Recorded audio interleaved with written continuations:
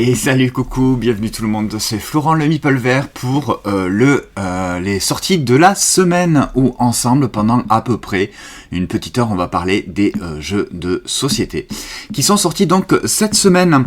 De jolies sorties, on attend pas mal de choses cette semaine. Et on va commencer par le premier jeu, qui, je pense, est un jeu qui est pas mal attendu depuis quelque temps, notamment depuis Essen. Donc ce premier jeu, c'est avec la vue de l'écran. Donc on est toujours avec le calendrier des sorties du site lesmeeple.fr, dont je me sers pour faire les sorties de la semaine, en plus de MyLudo. Et ce premier jeu, donc, c'est Café de Fleurs, l'art de la marqueterie. Café de Fleurs qui est donc sorti vendredi grâce à Matago. C'est un jeu de Michael Kisling et illustré par Lucas Sigmund, et donc édité par Matago en français et distribué par Surfing Meeple. Nous sommes engagés pour refaire en fait le sol d'un célèbre café à Paris, c'est donc le Café de Fleurs. Et dans ce jeu, nous allons agencer des pièces en bois pour essayer de marquer le plus de points possible. Comment ça va se passer ? Eh bien, ça va se passer de cette façon-là, c'est-à-dire que je vais vous montrer directement en caméra vue du dessus, puisque il est dans la ludothèque, Café de Fleurs, donc l'art de la marqueterie. Vous avez, chaque joueur va avoir un plateau comme on le voit ici. Donc là, c'est un joueur, là, un autre joueur, avec une pièce de départ. Ce sont ce qu'on appelle les connecteurs. En sachant que toutes ces pièces-là, ce sont des pièces en bois, comme vous les voyez ici. On va avoir une petite mise en place, tout simplement, avec une carte de départ qui va nous indiquer plusieurs cartes à aller piocher. Ces cartes-là, elles sont là, dans le coin. Voilà. On va les mettre, ouais. Comme ça. À chaque tour, on va devoir jouer des cartes qu'on a en main. On ne les voit pas là. Laisse-les là. Voilà. On va devoir donc jouer des cartes. Si par exemple, je veux construire donc sur mon plateau cette pièce-là, qui est une pièce de marqueterie, donc un ornement jaune. Alors, on ne le voit peut-être pas au niveau des couleurs. Je voudrais jouer ça ici. Eh bien, il va falloir que je dépense tout simplement une carte jaune. Donc une carte de la couleur jaune qui est ici. Je vais avoir donc, en fonction de ma main de départ, donc ça, je vais devoir donc dépenser tout simplement une carte jaune. Là, à mon tour prochain, si je veux, je pourrais construire soit un ornement à l'intérieur de ce même ornement, soit je pourrais aller chercher un autre ornement d'une autre couleur. Là, par exemple, le joueur en face, Anto, il dépense donc une carte orange pour construire cet ornement orange. Par la suite, s'il veut construire à l'intérieur de cet ornement, c'est-à-dire une pièce médiane, eh bien, il devra dépenser 2 cartes orange. Alors, orange, puisque c'est dans l'ornement orange, et 2, parce que plus on va aller au centre de l'ornement, plus ça va nous demander de dépenser des cartes de la même couleur. Par la suite, je vais pouvoir, si je souhaite, construire donc des connecteurs. Les connecteurs, ce sont les pièces marron foncé qui vont me permettre d'aller m'étendre tout simplement sur le sol du Café de Fleurs. Sachant aussi que à chaque fois que je vais poser un certain type d'ornement, par exemple là pour cet ornement là, je le pose, je dépense donc une carte, je ne vais pas pouvoir repiocher de cartes. Par contre, si je dépense donc 2 cartes, donc là en l'occurrence 2 cartes jaunes, puisque je construis ici, je vais pouvoir repiocher une seule carte, mais pas jaune, puisque c'est celle que j'aurais utilisée. Donc j'aurais très bien piocher une carte bleue, une carte orange ou verte. Par la suite, si je veux construire encore un troisième élément ici, je vais devoir donc dépenser 3 cartes jaunes et je vais pouvoir aller piocher 2 cartes, mais pas jaunes. Ok ? À chaque fois que je vais faire ça, je vais devoir dépenser des cartes et suivant la pièce, je vais pouvoir en récupérer. à la fin de mon tour, je dois aller vérifier sur ce plateau-là qu'on voit ici, si je réussis à réaliser tout simplement des objectifs, puisqu'il y a plein d'objectifs à faire. Là, par exemple, en fonction de ce que je viens de faire, là, je pourrais très bien aller récupérer cet objectif-là qui me dit tout simplement d'avoir 3 éléments dans un ornement jaune. Tout simplement. Et donc ça, c'est gagné. Je le mets sur le côté. Hein, vous ne voyez pas, mais je le mets sur le côté. Et je vais marquer de suite les points. En haut, à droite, à gauche. Voilà, donc c'est une succession comme ça de tours. Dès que un joueur ne souhaite plus ou ne veut ou ne peut plus construire d'éléments sur son plateau, il passe. À ce moment-là, la carte de départ qu'il a reçue, eh bien, il la remet au centre de la table. Il doit se défausser des cartes qu'il a en main et s'il souhaite, s'il lui en reste, il peut en garder maximum 3. Et ensuite, une fois que tout le monde a passé, eh bien, le dernier joueur à avoir passé va récupérer une nouvelle carte de départ, puisqu'il y en a 5. Il va récupérer une nouvelle carte de départ et on va recommencer tout simplement un tour. Il y a effectivement après des scorings intermédiaires en fonction des objectifs, en fonction du nombre de connecteurs qu'on aura réussi à construire et également du nombre de cartes qu'on aura... qu'on aura défaussé. Ça va nous permettre également sur ce plateau-là d'aller chercher d'autres... Non, ça c'est quand... Sur ce plateau-là, c'est quand on construit un connecteur ou une table, au lieu de dépenser des cartes pour aller en récupérer d'autres, on peut choisir de déplacer ça pour aller récupérer un certain type de carte. On va pouvoir choisir un petit peu plus. Voilà en gros pour Café de Fleurs. Donc là, on a fait la mise en place. Je n'y ai pas encore joué. On va y jouer là, une fois que le live est terminé. On va faire une partie à 2 joueurs. Ça m'intéresse beaucoup. Je trouve ça très très beau. Toutes les pièces qui sont dans le jeu, ce sont des pièces qui sont en bois. C'est très très agréable à manipuler. Franchement, voilà. La mise en place, elle est faite. On va y jouer juste après. En attendant, on va passer sur un autre jeu. Donc ça, c'était Café de Fleurs. Donc, Café de Fleurs, pour l'instant, je ne l'ai pas noté puisque je n'y ai pas encore joué. Je pense qu'il va aller facilement à 7, voire 7,5. Ce jeu de 2 à 4 joueurs à partir du 10 ans pour des parties d'environ 45 minutes. Il est donc sorti vendredi. C'est un jeu, comme je disais, de Michael Kisling. Michael Kisling qu'on connaît puisque c'est l'auteur de Azul. Donc qui est sorti vendredi.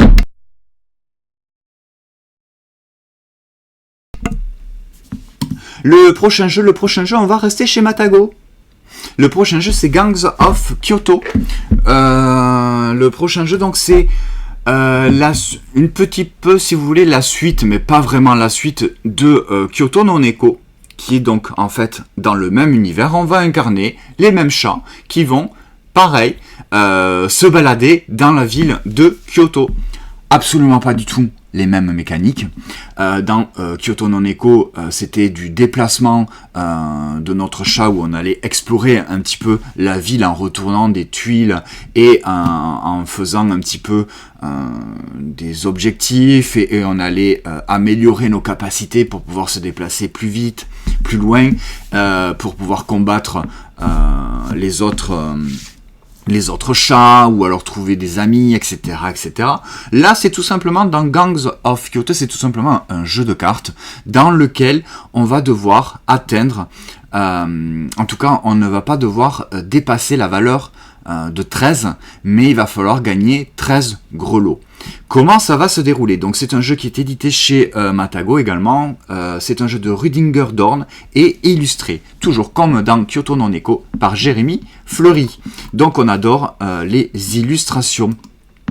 Comment ça va se passer? Eh bien tout simplement, le voici en vue de dessus.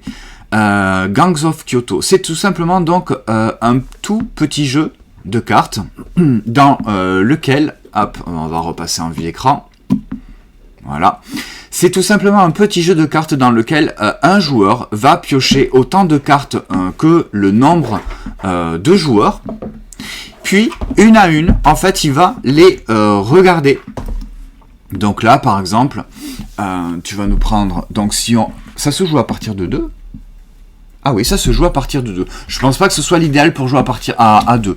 Bon, admettons, là, on va jouer à 3. D'accord? Tu nous fais une petite partie à 3 joueurs. Donc, Anto des Jeux des Livres, qui est toujours avec moi, va faire comme si on était 3 joueurs. Donc là, admettons, c'est toi qui es la petite carte premier joueur. Tu vas prendre les 3 premières cartes du paquet. Il y a un petit peu un effet de stop ou encore, même si c'est pas réellement du stop ou encore. Donc là, il va révéler la première carte du paquet et à ce moment-là, il va choisir. Il va choisir à qui il va donner cette carte. Il peut très bien se la garder, il peut très bien la donner à un adversaire, à n'importe qui. Ces cartes-là ont plusieurs indications. Déjà, notamment, une valeur que vous voyez, par exemple, ici, 3. C'est le nombre d'heures, en fait, que nous allons passer à se balader dans la ville de Kyoto. Donc, en sachant que, comme je disais, on ne doit pas se balader plus de 13 heures en ville, sinon c'est perdu. Donc là, voilà, il me la donne à moi. Donc là, moi, eh bien, je me mets là. Je dépense 3 heures à me balader. Je fais une rencontre avec un chien qui a l'air plutôt sympa, mais il y a un petit effet avec une carte avec un plus. Ça veut dire qu'en fait, je prends la première carte de mémoire, hein, c'est peut-être pas exactement ça, mais bon, bref. Je prends la première carte du paquet et je l'ajoute. Donc là, c'est un 1. Et en plus, j'ai encore un nouvel effet. Alors, les cartes sont peut-être pas mélangées. Non, elles sont pas mélangées puisque c'est toujours pareil. Mais bref, donc là, admettons, j'ai dépensé déjà 4 heures sur les 13 heures à me balader dans Kyoto. Et j'ai appliqué mes effets. Admettons que là, celui-ci, il n'y en avait pas. Parce que sinon, comme elles sont pas mélangées, on a ouvert le jeu tout à l'heure. Admettons, punaise, il n'y a que des plus. Ah, ben voilà, celle-là, par exemple. J'avais pas eu celle-là. J'avais eu celle-là qui me fait dépenser 3 heures, mais elle me donne un petit grelot. Et je rappelle, les grelots, c'est les points de victoire. Dès que j'en ai 13 ou plus, je remporte la partie. Donc là, voilà. Mon tour, c'est pas vraiment mon tour, mais pour la manche, c'est OK pour moi. C'est donc toujours le joueur actif qui va continuer à distribuer ses cartes. Il révèle une carte prochaine. C'est cadeau et 2 gros lots. Bah, je me la garde. Hein. Donc là, il a 2 grelots directement sur sa carte. Donc effectivement, il la conserve. Et là, la dernière, eh bien, c'est une carte qui va donner au 3e joueur, en tout cas. Donc s'il y a 2 heures de dépensées, plus l'effet de piocher une carte. Oh ben bim, là, bien joué. Ouais. Tu viens de lui donner 2 grelots. C'est plutôt pas mal. Voilà, on les voit bien si on les met comme ça. Et donc on va continuer jusqu'à ce que un joueur atteigne 13 grelots, ou si jamais un joueur dépasse 13 heures, eh bien en fait il est éliminé de la manche. Alors il y a plein sur les cartes d'effet, parce que vous vous dites, ben, on va vite arriver à 13 heures. Oui, mais il y a peut-être des cartes qui vont nous dire d'enlever des cartes de notre jeu. Je n'y ai pas joué, donc voilà, on a juste regardé les règles du jeu, et plein de cartes ont des effets particuliers qui vont justement nous permettre, ben, par exemple celle-ci, là, le petit chat noir qui va nous dire que, eh bien, ce chat noir, lui, il est particulier parce qu'il va nous permettre de rester 18 heures en ville. C'est-à-dire que on va pouvoir cumuler 18 heures en associant toutes nos valeurs de cartes, plutôt que 13. Donc, il va pouvoir rester plus longtemps et notamment rapporter plus donc de points. Là, par exemple, celui-ci, c'est un cadeau direct. C'est un grelot. Voilà, celui-ci n'a pas de valeur, c'est-à-dire qu'il n'entre pas dans la ligne, on va dire, temporelle. C'est un grelot cadeau. Voilà pour Kyoto non Echo, en gros. Donc là, je vous en dirai forcément un petit peu plus dès qu'on aura fait quelques parties, puisque c'est sorti celui-ci hier. En tout cas, on reste dans le même univers de jeu et le superbe univers graphique de Jérémy Fleury. C'est super mignon. On a juste un jeu avec des cartes. Ça a l'air tout bête, mais ça a l'air vraiment très malin. Il y a un effet un petit peu, je sais pas si c'est, on peut pas vraiment appeler ça du stop ou encore, mais peut-être un petit peu quand même, hein, puisque à chaque joueur va devoir définir si il donne cette carte à tel joueur, s'il se la garde, ne sachant pas les autres cartes qu'il y a derrière, qui pourraient être mieux ou moins bien, puisque j'imagine que dans le paquet de cartes, il va y avoir des cartes qui vont pas forcément nous avantager et qu'on ne va pas vouloir prendre. Hop, est-ce que j'ai montré la vue avec l'écran? Donc Gang of Kyoto, oui si, je l'ai dit, c'est un jeu de Rudinger Dawn et illustré par Jérémy Fleury chez Matago. Il est sorti hier aux alentours de 25 €. Je vous propose de rester dans le même, alors peut-être pas à Kyoto, mais en tout cas, on va rester dans l'univers un petit peu du Japon. Avec le prochain jeu c'est Niwashi. Niwashi qui est un jeu exclusivement pour 2 joueurs qui est sorti donc hier chez Arkham Society à partir de 8 ans pour des parties d'environ 20 minutes. C'est un jeu de Gauthier de Quattro et Baptiste Laurent et illustré par Yoshito Fujiwara. C'est une toute petite boîte. Vous voyez, je l'avais déjà noté, je lui ai déjà mis un 7 parce que j'y avais déjà joué au flip cet été et vraiment c'est une très jolie découverte et bien pour vous expliquer Niwashi, je peux vous proposer qu'on passe en vue du dessus. Niwashi, qu'est-ce qui se passe dans Niwashi? C'est un jeu, donc comme je viens de vous dire, exclusivement à 2 joueurs. Dans une toute petite boîte, vous avez vu, la boîte est toute petite. On va avoir des cartes d'objectifs et des cartes de jardin. Nous sommes des jardiniers. Et nous avons été embauchés pour entretenir tout simplement le jardin d'un temple dont je n'ai pas trouvé plus d'informations sur internet, c'est dommage. Donc nous incarnons des jardiniers et nous allons devoir donc entretenir le jardin avec ce genre de tuiles avec à chaque fois 3 jardins. Donc il y a les jardins de printemps, les jardins d'automne, d'hiver et d'été qui représentent donc chacun une couleur sur les 4. Comment ça va se dérouler? On va avoir une petite mise en place, c'est-à-dire que chaque joueur va piocher 3 cartes jardin, donc les cartes qui sont comme ça, plus 2 objectifs. Et je vais vous montrer qu'est-ce que c'est que ces objectifs. Il y a une carte de départ qui va être mise au centre de la table. Alors, admettons, ça, c'est la tuile, on va dire... oula, il ne faut pas que je bouge trop, sinon ça fait vibrer. Ça, c'est la tuile de départ. Ça, c'est la pioche. Ça, c'est la rivière de cartes. Et là, ça, en haut, ce sont les objectifs qu'on va devoir réaliser. Mais ce sont des exemples d'objectifs. Puisque les objectifs qu'on va devoir réaliser, ils sont dans nos mains. Moi, j'ai ces 2 objectifs-là. Donc, vous avez ce rose et ce orange. Et dans ma main, j'ai des tuiles de jardin. En taux, en face de moi, mon adversaire, il va avoir exactement pareil.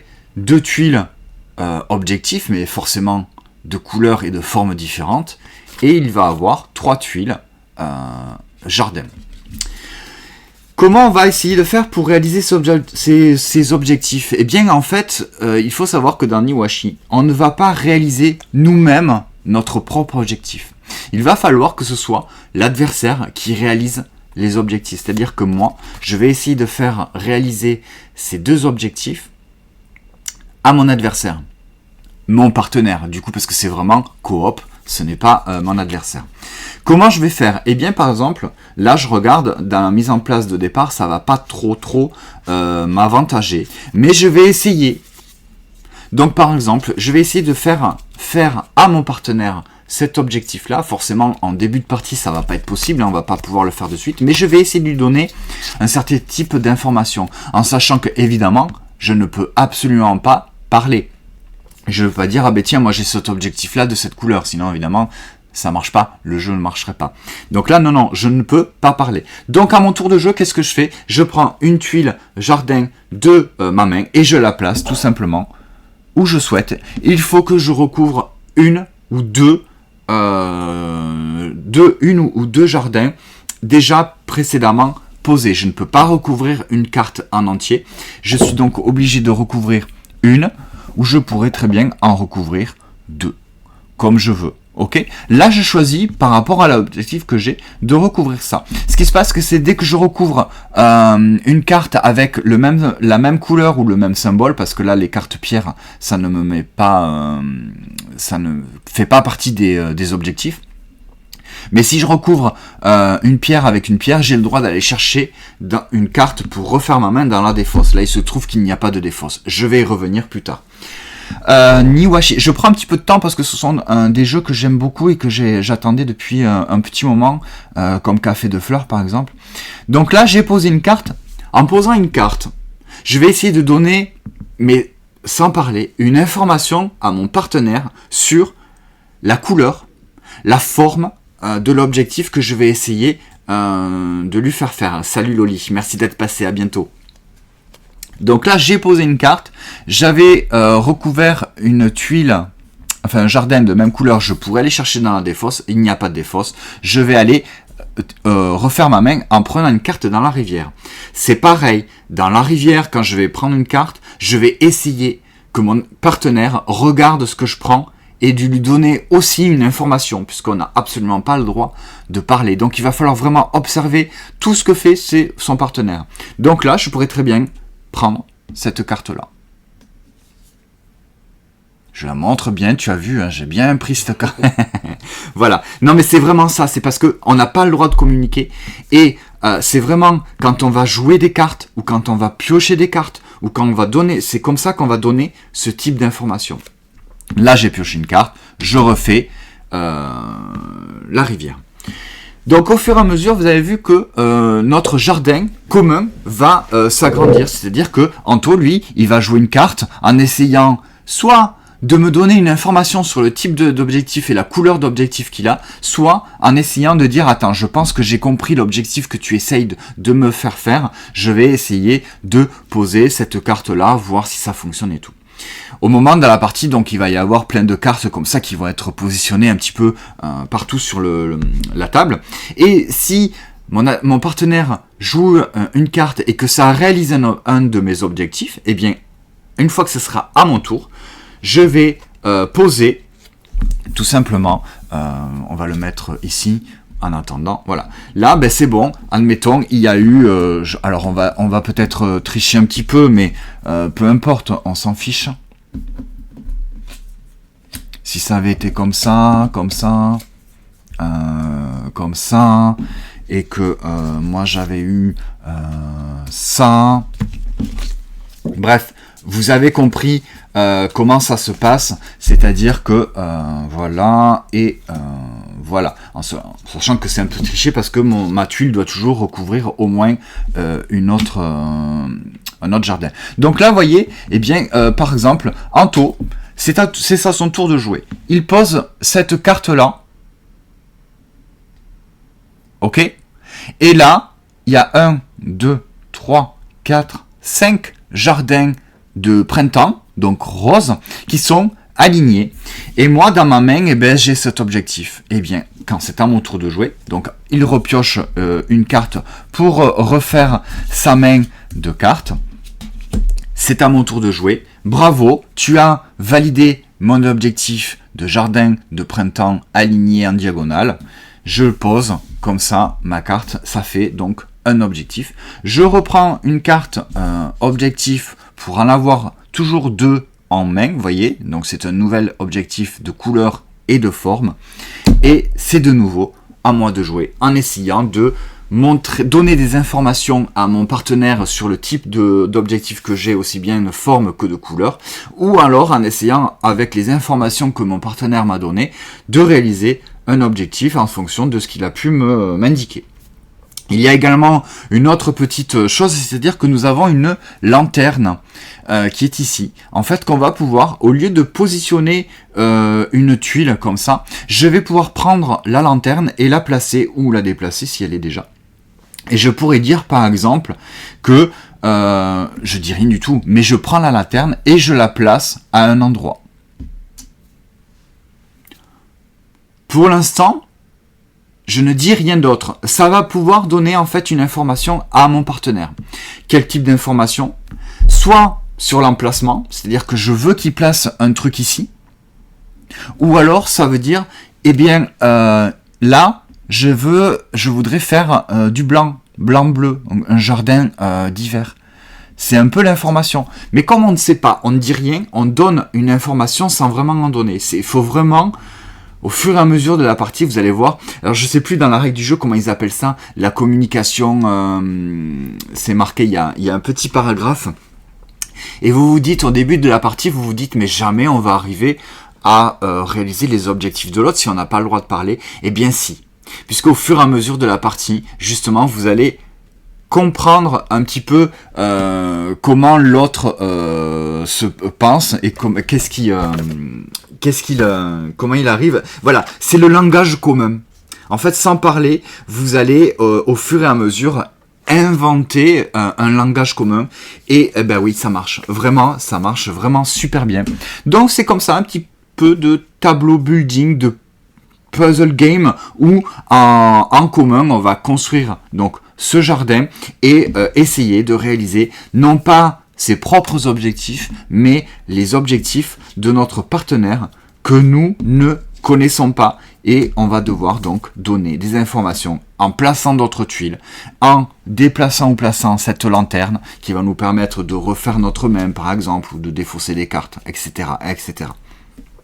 Donc, Niwashi, c'est un jeu exclusivement donc à 2 joueurs à communication limitée, dans lequel nous allons essayer de réaliser les objectifs de notre partenaire. Alors moi, vous voyez, je lui avais déjà mis une note de 7. Bah ouais, franchement, ça marche super bien. C'est super étonnant de se dire que on arrive à faire des objectifs dans la main de notre partenaire sans savoir ni exactement s'il a la bonne couleur ou la bonne forme. Donc on tente, on voit ce que ça fait. Donc c'est un jeu chez Arkham Society, c'est un jeu de Baptiste Laurent et Gauthier de Cotreau, et illustré par Yoshito Fujiwara. Si vous aimez les jeux à 2 et à communication limitée, ultra malin, très simple, franchement je vous le conseille. J'ai pas le prix, on va aller voir vite fait sur la page Ludum, 11,50 €. Voilà, donc pour en boutique pour 12 €. Vous avez vraiment un superbe, un très très beau jeu déjà, et un jeu très très très malin.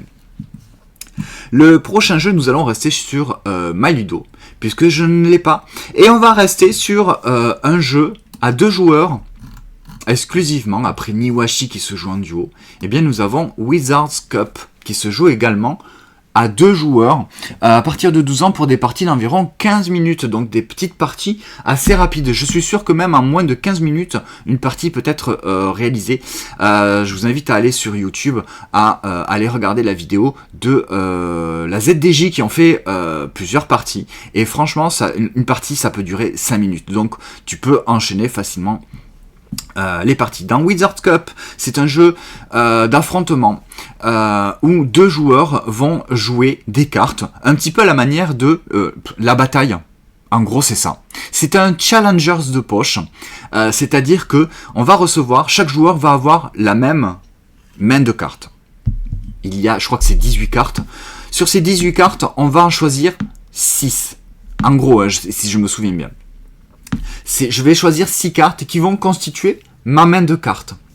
Une fois que j'ai fait ça, je vais les agencer dans l'ordre que je souhaite. C'est-à-dire que dans l'ordre dans lequel je veux les jouer.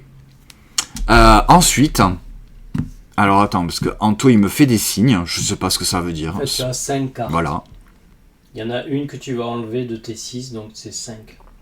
Je vais pas l'enlever, je vais la mettre de côté. Ouais. Potentiellement, je pourrais la jouer à un moment suivant des effets de cartes. En tout cas, c'est 5. Voilà.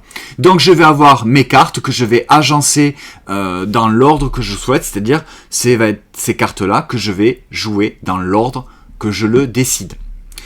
Mon adversaire va faire la même chose. Il va choisir ses cartes, il va les agencer dans l'ordre qu'il souhaite. Une fois que tout le monde a fait ça, on va donc procéder au tirage des cartes, c'est-à-dire que on va montrer la première carte de notre paquet et on va faire une espèce de bataille. C'est-à-dire que la plus forte valeur remporte. Oui, mais pas que. Puisqu'il y a également des couleurs. C'est-à-dire que à la façon un petit peu d'un pierre, papier, ciseaux, c'est-à-dire que l'eau bat le feu bat la terre et la terre bat l'eau, etc., etc. Il y a la lumière et il y a le néant également. Donc la lumière bat le néant, etc., etc. Donc si par exemple moi je joue une carte 10 de feu, mais que mon adversaire il a une carte 2 d'eau, eh bien il me bat, puisque l'eau bat le feu. Donc même si j'ai une carte 10, eh bien, en sachant que la carte 10, feu n'existe pas. Mais bref, vous avez compris le principe, c'est-à-dire que si même ma valeur est plus forte, mais si lui il a une carte eau qui me bat, eh bien c'est lui qui remporte, on va dire, pas le pli ni la bataille, mais il remporte la manche. Ce que je dois faire, c'est que moi, je dois défausser ma carte. C'est dommage qu'il n'y ait pas de... Ouais, bon, il n'y a pas beaucoup de... Voilà. Donc, je dois défausser ma carte. La carte de mon adversaire reste en place. Je pioche ma nouvelle carte, que j'ai au-dessus de mon paquet de cartes, et je la dévoile. Et pareil, on va continuer comme ça jusqu'à ce que un joueur ne peut plus jouer de cartes. En sachant que les cartes, elles ont toutes plus ou moins des effets, c'est-à-dire que ça va pouvoir interagir avec soit l'adversaire, soit un pouvoir permanent, continu, ou en fin de partie, ou alors pouvoir, là par exemple, pouvoir immédiat, pouvoir dormant, c'est-à-dire que en fonction de ce qu'il y a, et pouvoir permanent. Là, par exemple, on nous voit si le sorcier adverse est également de l'élément néant, la danseuse gagne. Donc, vous voyez, même avec un 2, on peut tout à fait gagner la bataille. C'est-à-dire que s'il a mis un 8 violet, eh bien, c'est quand même moi qui remporte, puisque le pouvoir de la danseuse, c'est-à-dire que elle peut remporter la bataille. Donc voilà, c'est plein de petits, de petites règles de jeu en fonction des cartes qu'on joue. Mais le principe, c'est je choisis mes cartes en fonction des 18 cartes que j'ai de départ. Je vais les agencer dans un certain sens pour pouvoir le jouer. Mon adversaire fait la même chose. On dévoile les cartes au fur et à mesure comme une bataille. Et on applique les effets et on résout les valeurs et les effets de cartes. Ça se joue en 2 manches gagnantes, donc maximum vous allez faire 3 manches, et le premier qui en gagne 2 remporte la partie, donc vous n'allez pas en faire qu'une seule partie. Franchement, je sais pas trop quoi en penser, j'aimerais vraiment l'essayer, pour me faire vraiment un avis. Comme ça me donne envie. Après, je sais pas si je suis...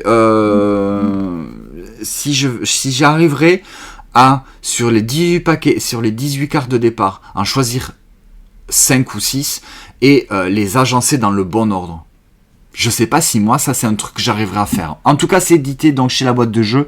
C'est un jeu de Senji Kanai qu'on connaît très bien. Senji Kanai, c'est l'auteur des Love Letters. Et illustré par Yamamori, c'est donc distribué en France par BlackRock, et l'éditeur original c'est Jelly Games. Voilà, donc c'est tout simplement un challenger de poche et une bataille. Voilà, un petit peu plus amélioré et un challenger un petit peu plus, on va dire, joueur, puisque dans Challengers, en fait, on constituait notre paquet de cartes, on le mélangeait, et puis c'était vraiment au petit bonheur la chance. Là, c'est vraiment, on va construire notre paquet de cartes. Voilà, donc là, je peux pas vous en dire beaucoup plus parce que je n'ai pas joué, mais la vidéo de la ZDJ est plutôt bien faite. J'ai envie d'y jouer, j'ai envie d'essayer. Je vais vous parler de 3 prochains jeux, puisque ce sont 3 jeux d'une même gamme.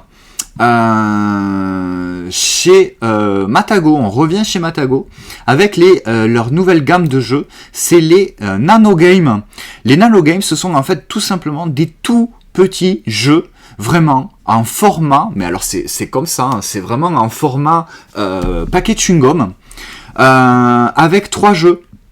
Le premier, c'est un jeu qui se joue de 3 à 4 joueurs à partir de 6 ans, ultra familial, ultra accessible, pour des parties d'environ 15 minutes. Je pense que de toute façon, ces petits jeux sont voués à être joués très très rapidement. Vous voyez, le prix, c'est 5 €. Et hop, alors merci à Robert Cyr de venir nous voir. Je pense que c'est un robot, c'est pas grave.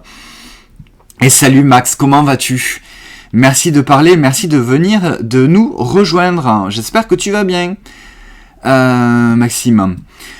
Donc ça, je sais pas, Robert Cyr, là, Cheap Viewer en streamboo.com, je pense que on peut le virer. Bon, bref. Tant que ça ne pollue pas plus que ça, c'est pas très grave. Allez, revenons donc à nos nano games chez Matago au prix, donc, vous voyez, de 5 €.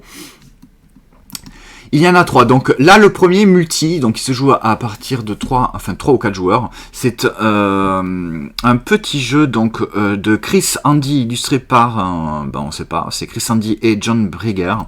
Alors qu'est-ce qu'on doit faire déjà celui-ci? Je ne me souviens plus. C'est quoi? Ah oui, c'est un jeu de pli. C'est un petit jeu de pli où on va avoir, vous voyez, au centre de la table une carte de référence. Et si par exemple, moi je suis le joueur ici, eh bien il va falloir que j'essaye de faire 3 points en bleu et moins 4 points en vert. C'est-à-dire que quand je vais jouer une carte, eh bien il va falloir que quand je remporte le pli, sur ce pli-là, je ne vais pas prendre toutes les cartes, je vais en choisir une seule.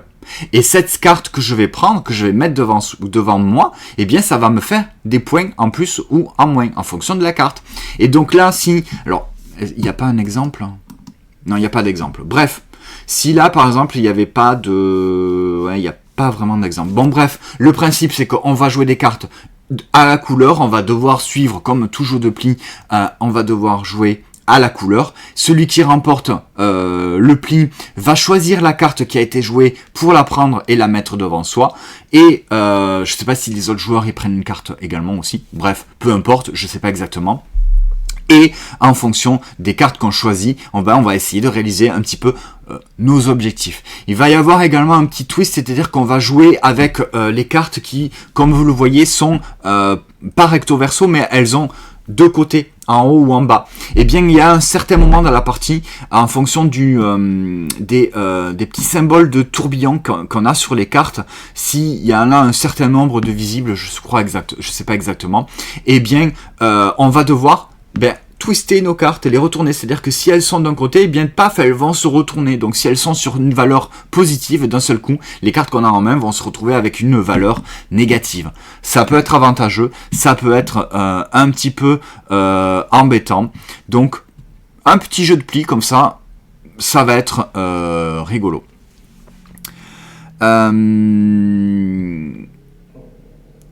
Qu'est-ce qu'il y a? Bon. Le prochain jeu, donc toujours chez Matago dans la gamme des No Game, après Mad, on a Dig. C'est pareil, se joue de 2 à 4 joueurs à partir de 10 ans pour des parties d'environ 10 minutes. Alors là, je vais pas vraiment pouvoir vous expliquer exactement, mais il va y avoir une espèce de frise comme ça qui va être positionnée au centre de la table, et on incarne donc des chiens qui allons creuser sur cette frise pour espérer trouver des nonos.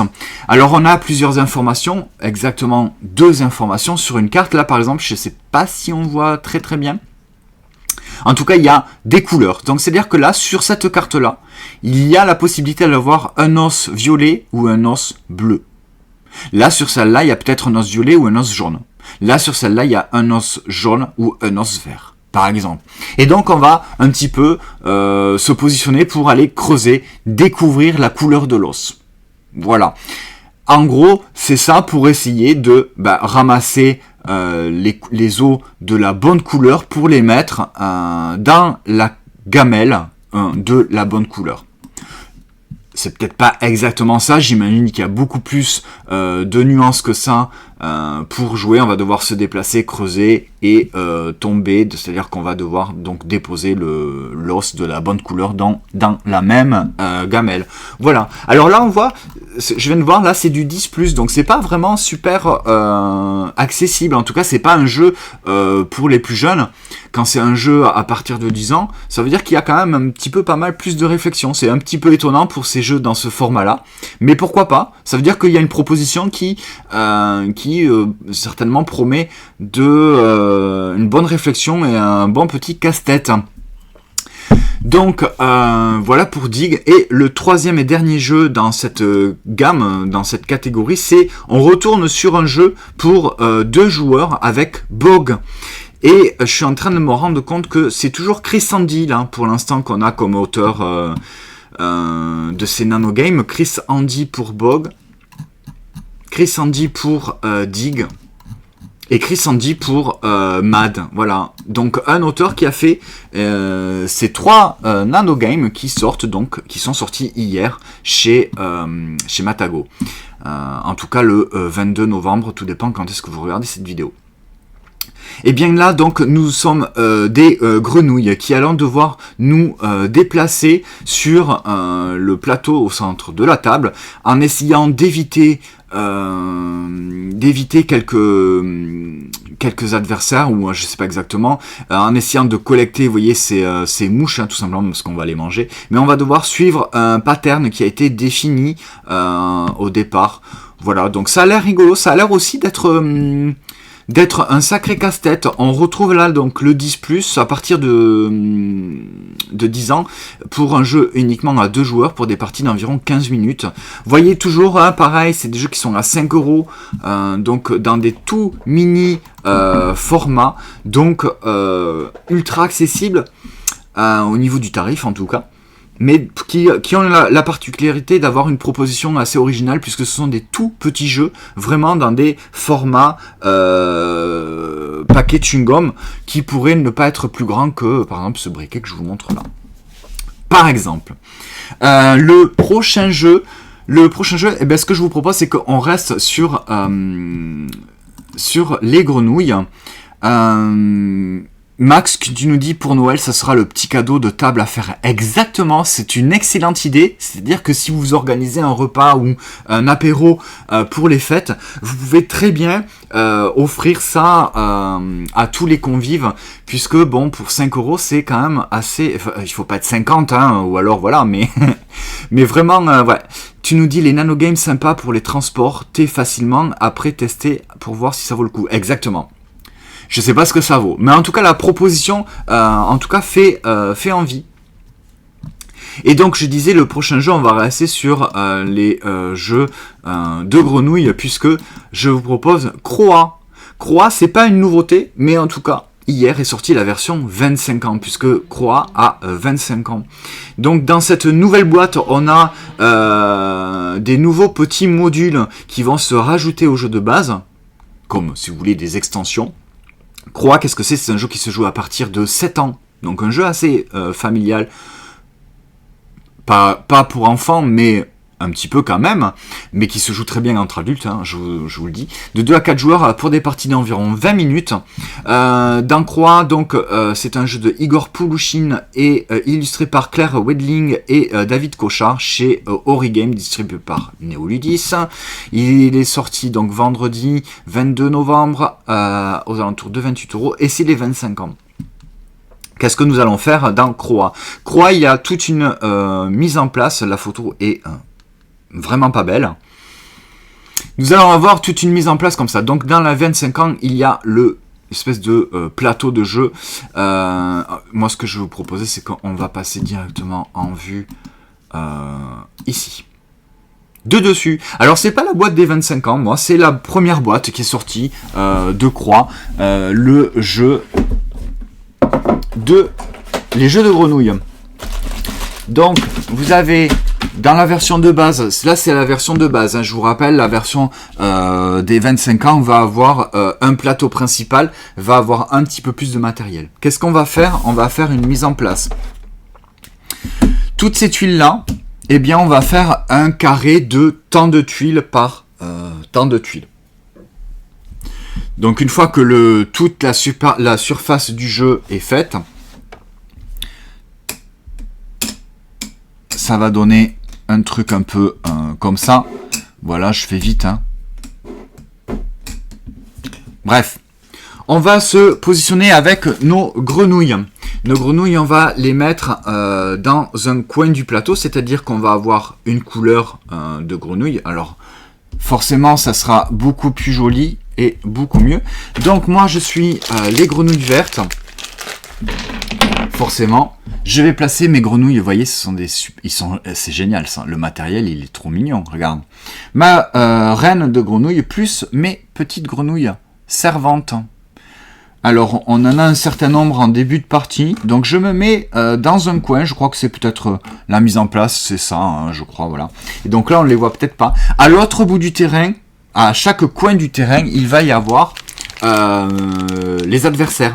Là, par exemple, mon adversaire qui joue en rouge va s'installer et se mettre en face du terrain. Il n'a pas l'air décidé à vouloir le faire, donc je vais le faire, à faire la mise en place. Donc, il joue les grenouilles rouges avec la reine. Il va se mettre en face, en sachant que le plateau, il est beaucoup plus grand. Hein. Il va y avoir vraiment beaucoup plus d'espace. Là, c'est vraiment réduit. À mon tour de jeu, qu'est-ce que je fais? Tout simplement, je déplace ma grenouille et je révèle la tuile sur laquelle je me déplace. Je peux faire ça, je vais aller là, etc., etc. Chaque tuile va avoir un effet un petit peu particulier, à part pour, je crois que c'est celle-là justement, à part pour les tuiles roseaux, où je crois qu'en fait, il ne se passe rien. Là, admettons, si je suis sur celle-là, je suis englué, c'est-à-dire que ma grenouille, eh bien, je la mets sur le côté, comme ça, ou à l'envers, peu importe, et je ne pourrai plus la déplacer. Il va falloir que j'attende un tour avant de pouvoir la redéplacer.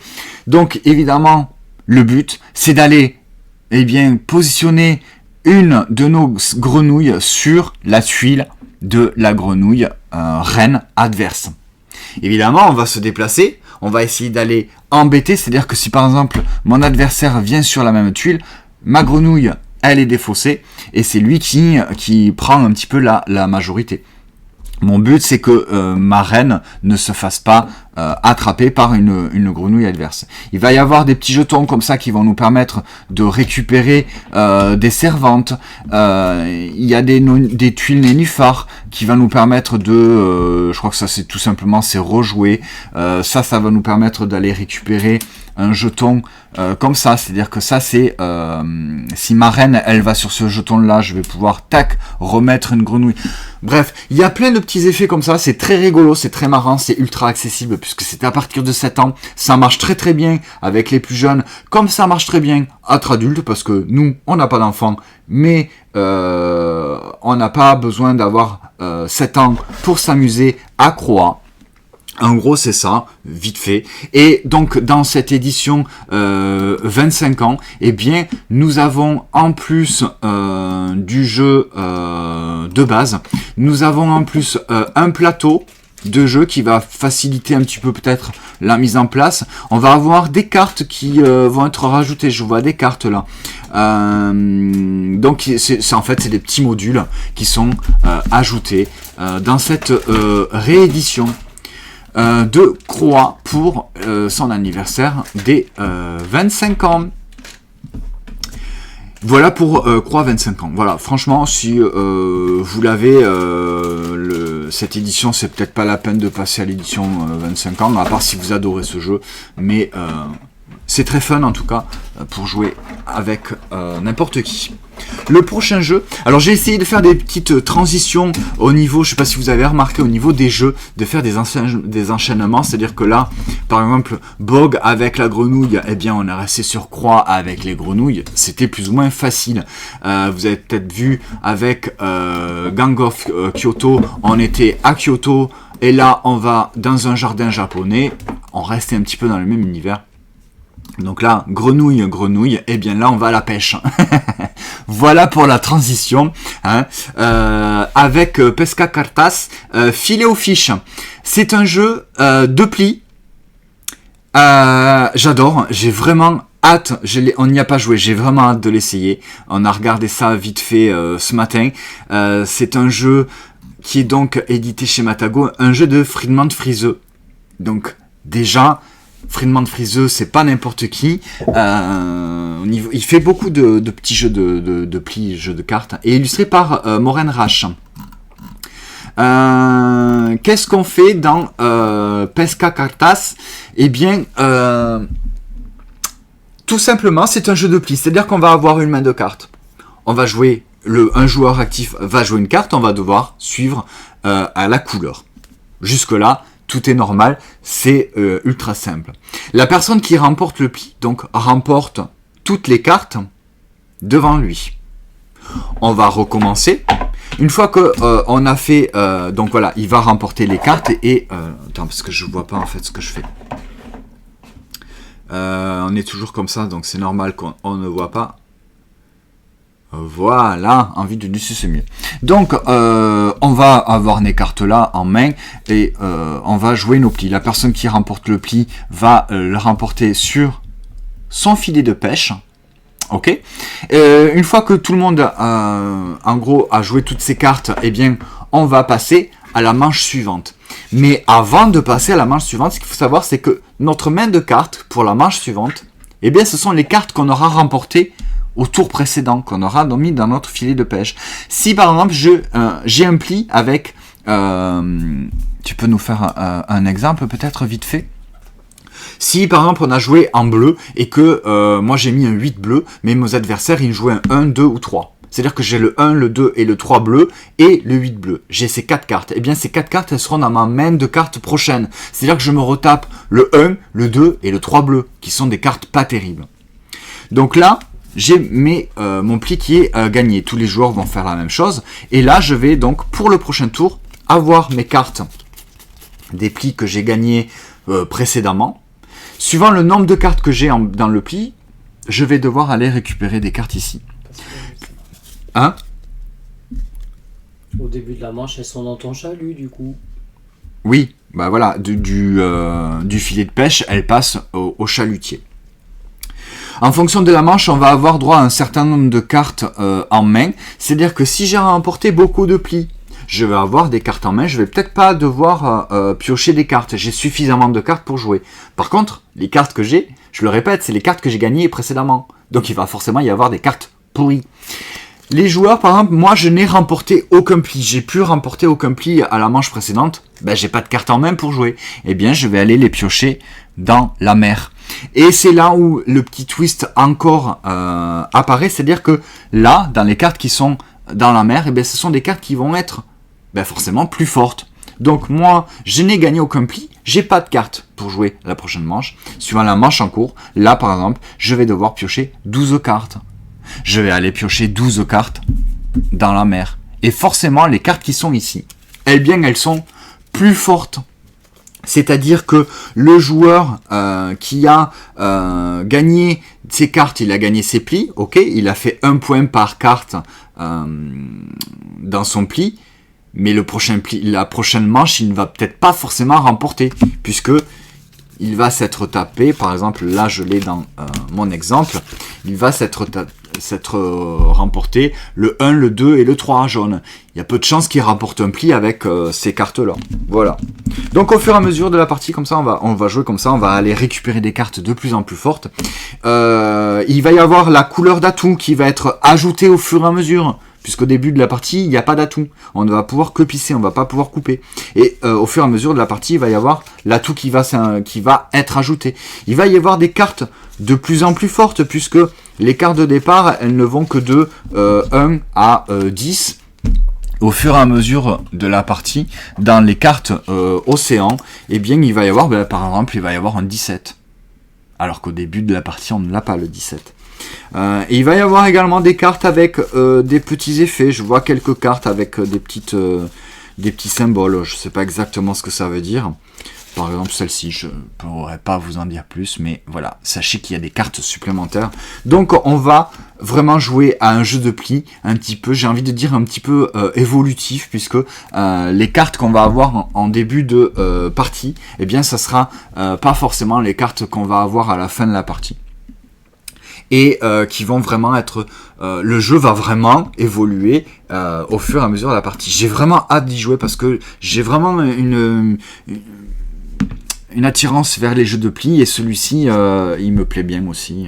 Un jeu de pli de Friedemann Friese, où on va pouvoir avoir de meilleures cartes au fur et à mesure de la partie. Voilà. Donc moi, ça me donne très, très envie. Donc, Pesca Cartas, filé aux fiches chez Matago. De 3 à 5 joueurs, donc on peut pas jouer à 2. Au moins c'est clair et c'est très bien. Les jeux de pli, c'est très bien quand ça se joue à partir de 3. Il y a certaines adaptations qui se jouent à 2, ça marche plutôt pas mal. Je pense notamment à Le Diable en bouteille, même si des jeux des livres n'a pas aimé. Moi j'adore. À partir de 8 ans, donc assez accessible, hein, pour des parties d'environ 40 minutes. Ah ouais, c'est long quand même. Et oui, il y a 8 manches. Il y a 8 manches. Ah oui, c'est pas un jeu de cartes, c'est pas un jeu de pli nerveux rapide. Hein. 40 minutes, ça risque peut-être d'être un peu long. À voir. De toute façon, je vous en reparlerai très prochainement, parce que je pense même on va pouvoir y jouer de même. Voilà. Le prochain jeu, sans aucune transition, puisque j'ai essayé de faire des transitions au fur et à mesure, mais au bout d'un moment, on passe vraiment du coq à l'âne. C'est-à-dire qu'un petit jeu de cartes tout petit, de pli, de pêche, eh bien, nous allons aller sur un gros jeu dans l'espace. Voilà la transition. De 2 à 4 joueurs à partir de 14 ans pour des parties d'environ 15 à 120 minutes. C'est... Ok, avec le jeu Unsettled qui sort donc chez Liquid Game. C'est un jeu de Mark Nedinger, Tom Matson, illustré par Bartek Felixak et Krista Zimmerman. C'est distribué par Neoludis. Unsettled, là ça, c'est la boîte de base. Il faut savoir qu'il faut l'imaginer énorme. C'est vraiment une très très grosse boîte avec énormément de matériel, un super matériel à l'intérieur. C'est un gros jeu. C'est pour ça que je trouve ça étonnant 15 minutes. Je sais pas ce que c'est qui peut dans une partie durer 15 minutes, mais pourquoi pas. C'est un jeu d'exploration où chaque joueur va avoir un équipage pour essayer d'explorer une planète. Dans le jeu de base, il y a 2 planètes avec des règles de jeu spécifiques à la planète. Il y a déjà d'entrée, avec la sortie de cette boîte, il y a déjà d'autres, on va dire, extensions pour pouvoir explorer d'autres planètes. Déjà sur la première grosse boîte, vous avez 2 planètes à explorer. Qu'est-ce qu'il va falloir faire ? En gros, il va falloir donc explorer la planète, récupérer du matériel, puisque nous allons devoir réparer notre vaisseau pour pouvoir pour pouvoir se barrer de cette planète. Donc, explorer, récolter. On va peut-être, j'imagine, avoir des objets à récupérer, puisque nous allons avoir des missions. Le but principal du jeu, c'est de réaliser nos missions qui sont communes, en fait, enfin, à tous les joueurs, mais commune à la planète, spécifique à la planète. Voilà, c'est ça que je voulais dire. Qui, j'imagine, est en fait ici, sur la planète de départ. On a cette mission-là qu'on va devoir donc réaliser. Et donc chaque joueur va avoir un plateau perso avec des objets qu'on va récupérer au fur et à mesure de la partie, et on va pouvoir, j'imagine, faire évoluer notre personnage pour gagner en capacité, et j'imagine également avoir des points de vie ou de résistance, faire augmenter nos capacités, avoir des pouvoirs un petit peu asymétriques particuliers, afin de essayer de s'en sortir pour explorer la planète, récupérer des objets, du matériel pour réparer notre vaisseau et pouvoir aller explorer une prochaine planète. C'est un gros jeu. Je l'avais vu, hein, ce jeu-là, en financement participatif. C'est Liquid qui le localise, qui le distribue, qui le propose en français. C'est un gros jeu. Il y a déjà, là, vous voyez déjà, il y a 4 autres boîtes d'extension qui sont déjà disponibles avec le jeu de base. Ça me tente quand même, parce que ça a l'air quand même assez accessible.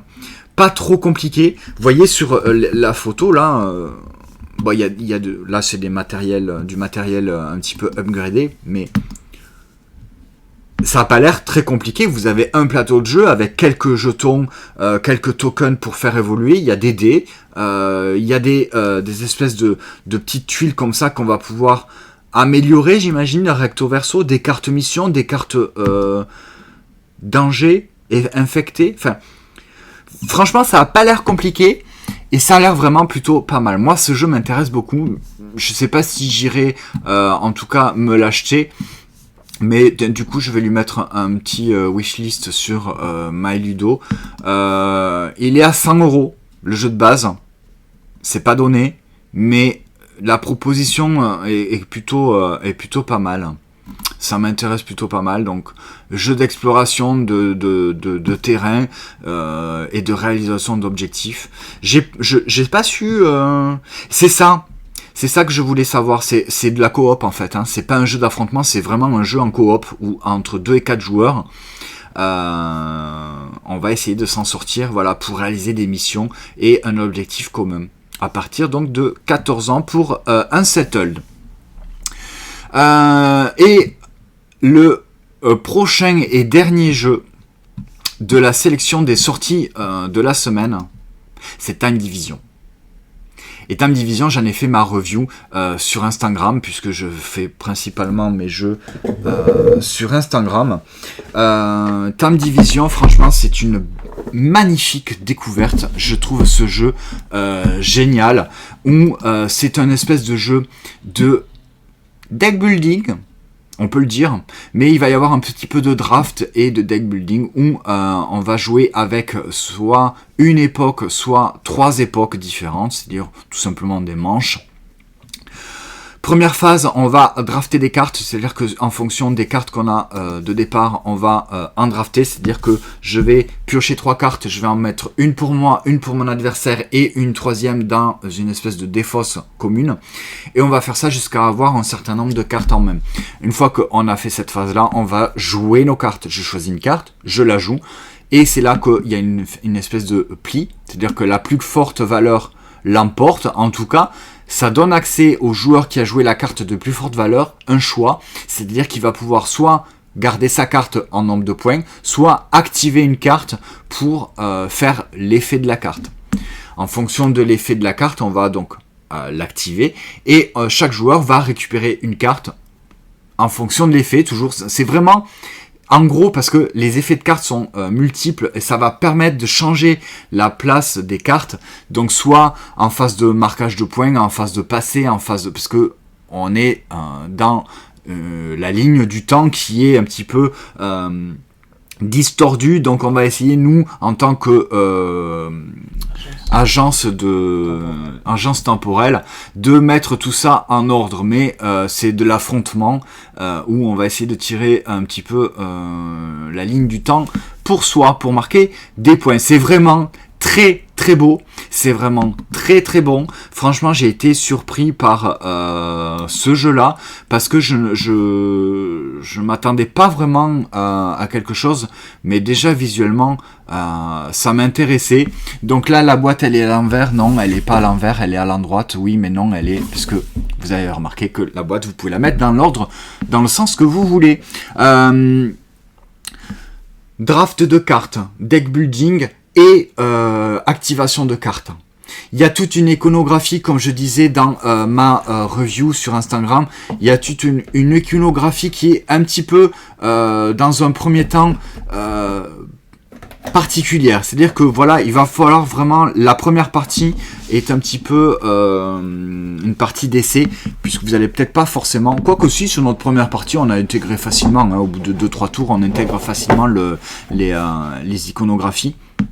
Mais vous avez vu que sur le plateau de jeu, il y a plusieurs emplacements. Il y a la zone de défausse ici, qui va être la défausse commune. Ça va être nos zones, chacun 2 points.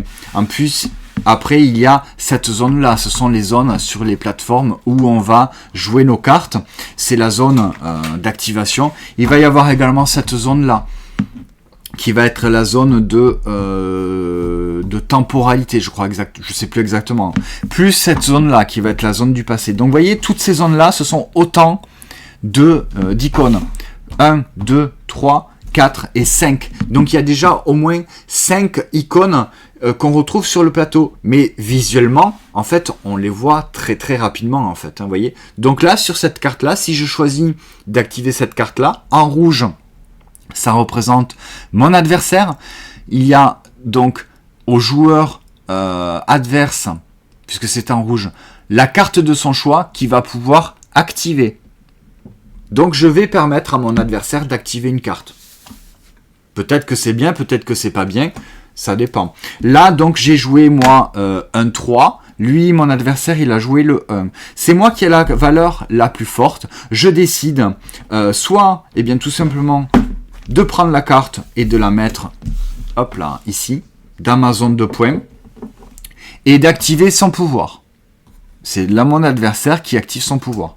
Soit je décide d'activer mon pouvoir et lui, mon adversaire, il prend sa carte et il la met dans sa zone de points. Soit je donne les points et j'active mon pouvoir, soit je garde les points mais j'active le pouvoir de la carte de mon adversaire. Ça, c'est un sacré choix de savoir ce que je fais pour garder ou pour activer. Donc après voilà, là par exemple cette carte là me dit que dans la zone du passé, eh bien mon adversaire, non moi-même je vais prendre une carte du passé pour la mettre dans ma zone de points. C'est plutôt pas mal, en sachant que je vais donner les points à mon adversaire de sa carte. Voilà. Donc il y a vraiment toute une question de choix. Franchement, ce jeu là c'est une super découverte. Je trouve ce jeu vraiment génial. Il est beau, il est très malin, franchement, et ça me plaît. Les illustrations sont top. Donc là, vous voyez, je vous montre les cartes la première époque, l'Égypte antique. On a le choix de jouer soit avec l'époque de l'Égypte antique, soit avec les cartes du Moyen-Âge, soit avec les cartes des années 80. Et si on est motivé, eh bien on peut faire une espèce de mini-campagne, c'est-à-dire qu'on peut jouer avec les 3 époques. On va faire en fait 3 parties à la suite en faisant les 3 époques. Et donc il va y avoir ce petit jeton là comme ça en 3D qui va permettre de marquer les points. On le voit pas. De marquer les points un petit peu du tir à la corde, c'est-à-dire que tac, plus ça va aller là, plus je vais marquer de points, plus ça va aller là, plus c'est mon adversaire qui va marquer des points, etc. etc. Il y a une pièce en métal qui permettre, voilà, quand chacun joue une carte, eh bien c'est moi qui ai mis la valeur la plus haute. Tiac, la pièce, elle descend de mon côté pour bien dire que c'est moi qui ai la valeur la plus haute. Et donc, je vais pouvoir activer, choisir en tout cas quelle carte activer et quelle carte marquer. Il est superbe. Franchement, c'est ma grosse recommandation de la semaine, puisque je n'ai pas joué à Café de Flore, donc ça pourrait être aussi une belle recommandation, mais celui-là, j'ai joué, et franchement, je le trouve génial. Voilà, pour Time Division, est-ce que je vous ai montré le jeu sur MyLudo. Donc je lui ai mis un 8, hein, voilà, sur Time Division. Pour moi, ça a été une évidence dès le début. C'est un 8 sur 10 sur MyLudo. Et il est sorti, donc, ça y est, vendredi aux alentours de 32 €. C'est un jeu qui est édité par Yellow de Alexander Schreiber et illustré par Sonderflex. Et à la base, c'est Handelbar Game, l'éditeur allemand. Voilà pour Time Division, et voilà pour les sorties, la sélection en tout cas, des sorties de la semaine. Si vous voulez en savoir plus, vous n'hésitez pas, vous allez regarder sur le site de lesmeeple.fr où ils ont un calendrier. Donc vous voyez, on a parlé de Bog, on a parlé de Café de Flore, on n'a pas parlé de Coucou la girafe qui est un micro-game chez Matago pour les plus jeunes à partir de 5 ans. On a parlé de Croix, édition 25 ans, Dig. Là, ça, je ne parle pas des jeux enfants, hein, mais vous avez toutes les informations sur, je ne parle pas des JCE et également Horror Arkham. Ça, je sais pas, je suis pas sur Ribot, je sais pas si c'est un jeu qui est sorti en français. Si ? Ah, bah on va jeter un petit coup d'œil, c'est de l'exploration de tuiles. Ok, ça a l'air intéressant.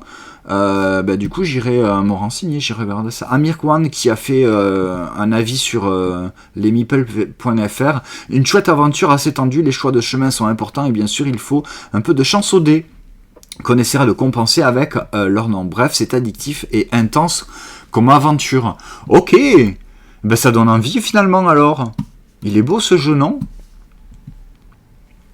Ah ouais, c'est pas mal.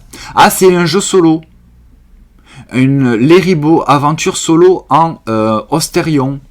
Ostérion, c'est un univers qu'on connaît déjà, ça. Autre aventure solo en Ostérion. Ouais. L'univers Ostérion, ça me parle, ça me dit quelque chose. Bref. Ok, ben écoutez, à voir. Ça m'intéresse. Alors, Misty Valley.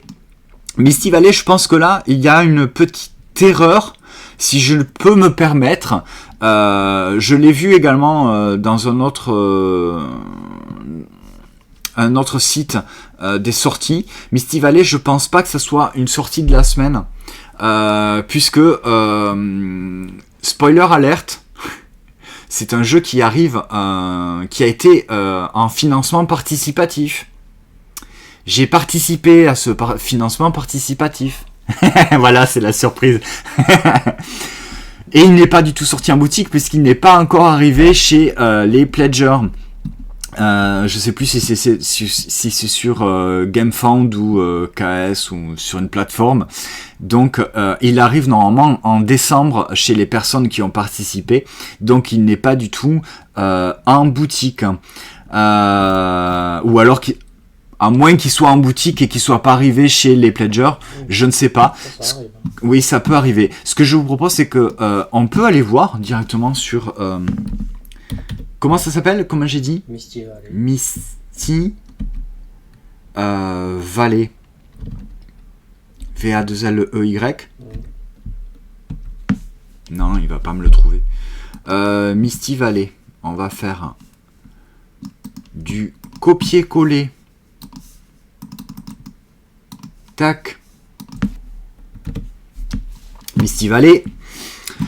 Donc c'est un jeu qui se joue uniquement à 2 joueurs, à partir du 10 ans pour des parties d'environ 30 minutes, sort le 22 novembre. Bah, je trouve ça très très bizarre. On va aller sur le site de Ludum.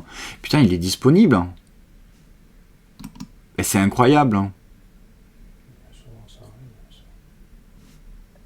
Eh bien écoutez, aux alentours à 13,50€. C'est pour ça que je l'avais pledgé, parce que j'avais trouvé ça pas cher. C'est un jeu donc à 2 joueurs d'exploration de terrain avec de la pose de tuiles où on va essayer, c'est de l'affrontement. Un joueur va jouer le lapin, un joueur va jouer le renard et on va explorer un terrain. Je sais pas vous en dire plus. Il est disponible en tout cas à la vente sur Ludum, peut-être dans vos boutiques. Ben, je suis content, moi je l'ai pledgé, je ne l'ai pas reçu. J'irai me renseigner un petit peu plus, savoir où est-ce que ça en est. Voilà, vous pouvez peut-être le trouver en boutique, en tout cas sur les sites de vente en ligne, il est dispo. Et il est vraiment pas cher. Voilà. Le tac-tac, on n'a pas parlé de Hidden Game, on a parlé de Niwashi. Qu'est-ce qui est sorti? La réédition de Pillard de la mer du Nord également, qui est de nouveau disponible. Vous savez que chez Pixie, ils ressortent leurs jeux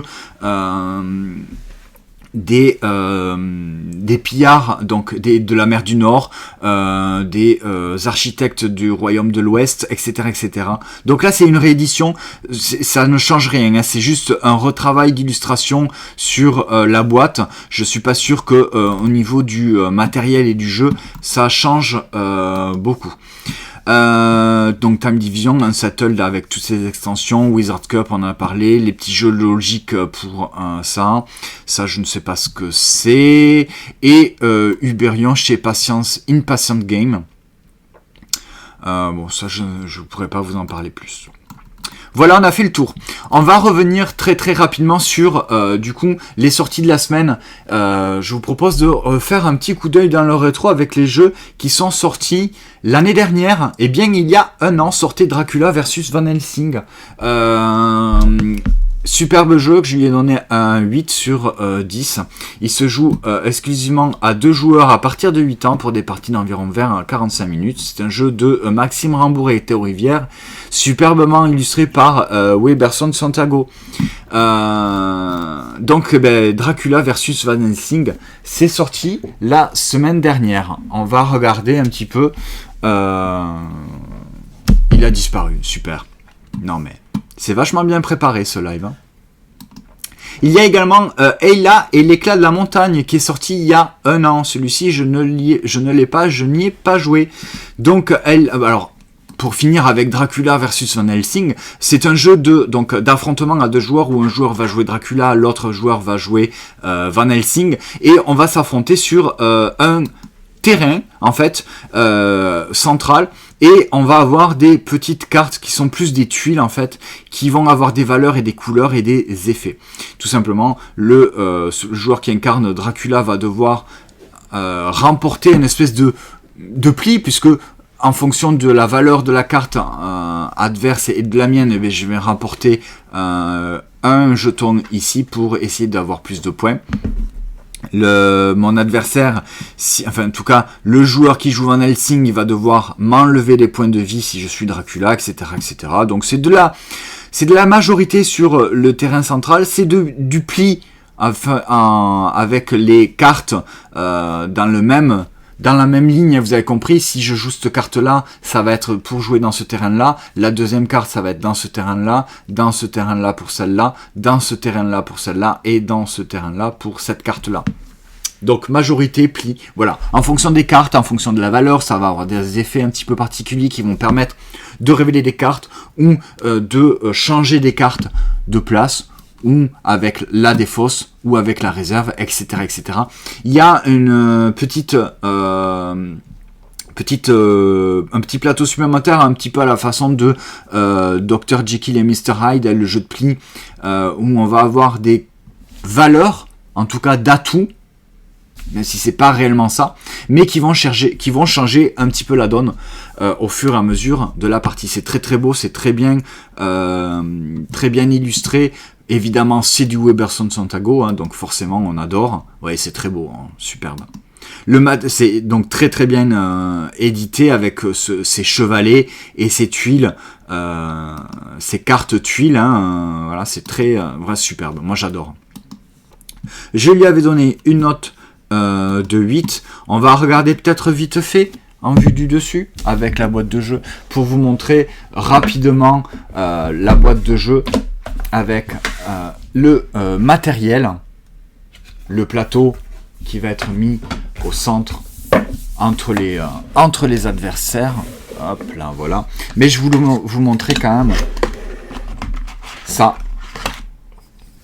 C'est un chevalet en fait où on va positionner nos tuiles. Donc c'est un chevalet qui est en bois. Oh, les couleurs sont toutes ternes. C'est beaucoup plus joli hein, en vrai. Et donc voilà les tuiles, les cartes tuiles. Je vous dis ça parce que c'est vraiment des cartes, mais qui sont très très épaisses. Donc c'est vraiment c'est vraiment presque, c'est de la tuile en fait, mais qu'on va pas jouer comme des tuiles, mais qu'on va jouer comme cartes. Donc on va mettre sur notre chevalet, admettons, comme ceci. Et donc suivant ce qu'on va jouer, suivant les effets des cartes, on va les révéler au centre. Tac, là je défausse, je joue un 2 par exemple, mais c'est pas exactement comme ça, mais bon, là je sais que mon adversaire il a remporté ici, donc on va placer les jetons comme ça. Donc là moi je remporte pas le pli, donc je ne retourne pas un jeton du villageois pour le transformer en vampire. Par contre lui, Van Helsing, il m'enlève en fait un point de vie.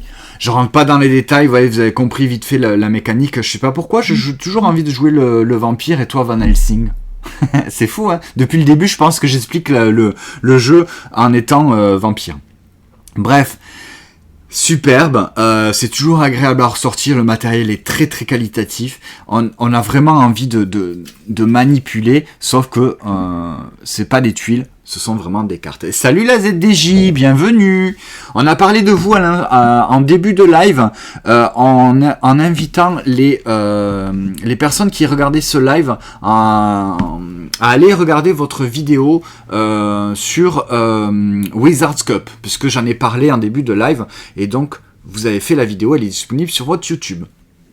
Voilà, et donc là on a fait un petit peu le tour des sorties, et on est en train de regarder un petit peu ce qui est sorti il y a exactement 1 an. Donc il y a 1 an sortait Dracula versus Van Helsing chez Mandu Game et BlackRock Localisation. Le prochain jeu, je ne l'ai pas. C'est Ayla et l'éclat de la montagne. Il est sorti il y a 1 an.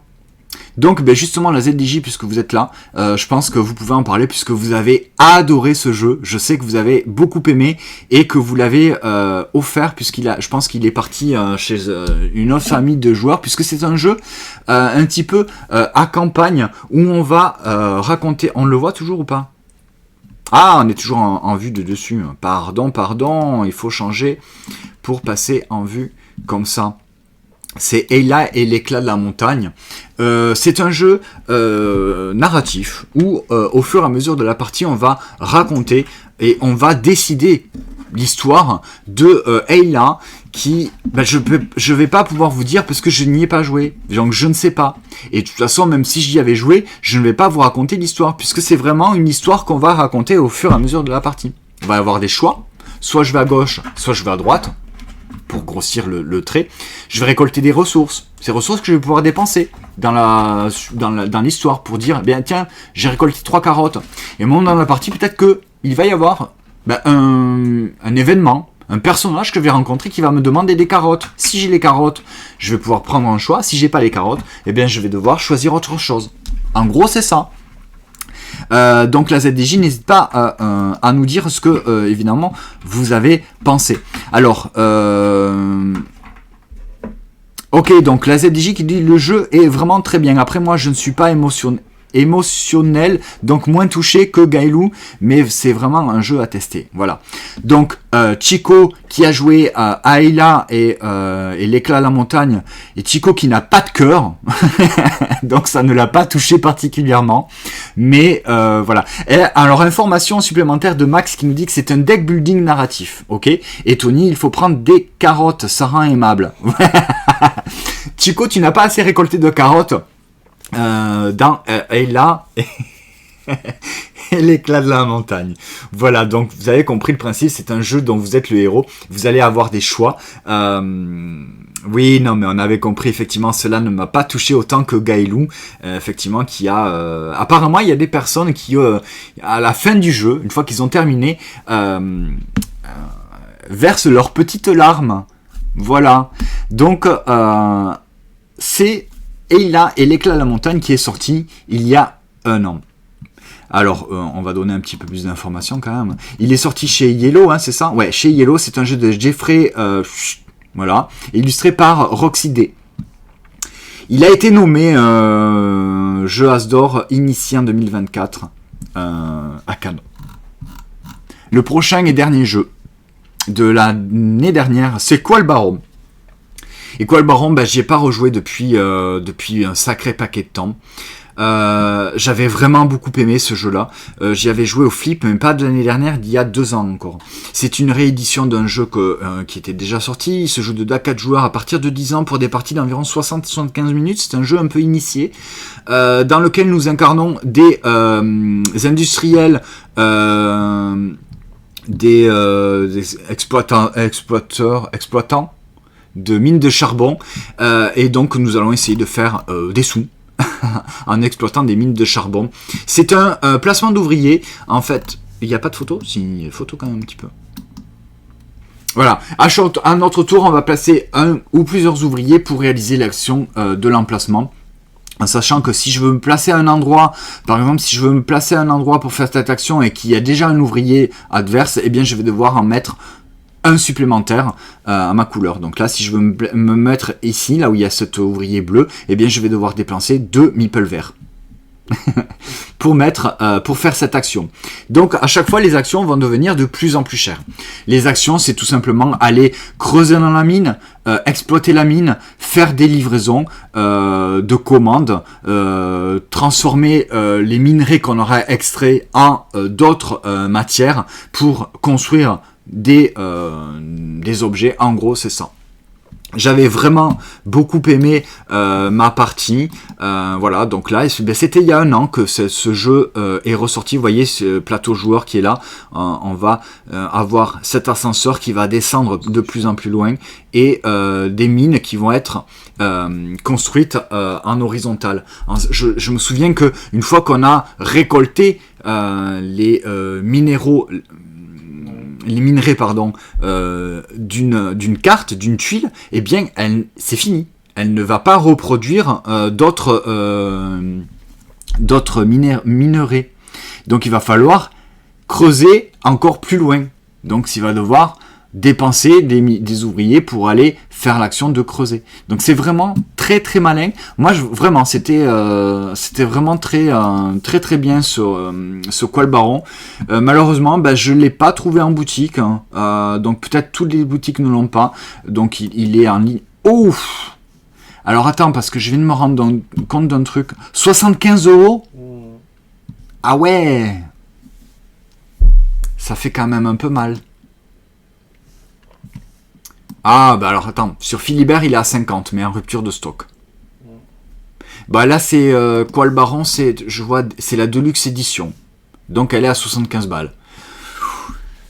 C'est quand même... voilà, bon, il y a pas mal de trucs, hein. Il y a beaucoup de meeple, il y a beaucoup de cartes, il y a beaucoup... C'est un très très bon jeu. Donc 75 € si vraiment ça vous plaît.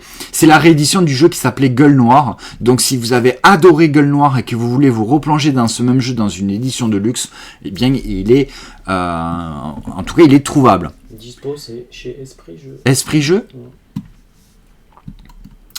50 €, vous avez la version de base et il est dispo voilà, sur les ventes en ligne. N'hésitez pas avant tout d'aller regarder chez votre ludicaire près de chez vous, savoir s'il est disponible et s'il a moyen de vous le commander. Si vous n'avez pas de ludicaire proche de chez vous, effectivement, vous pouvez aller sur les sites de revente en ligne à Qual Baron.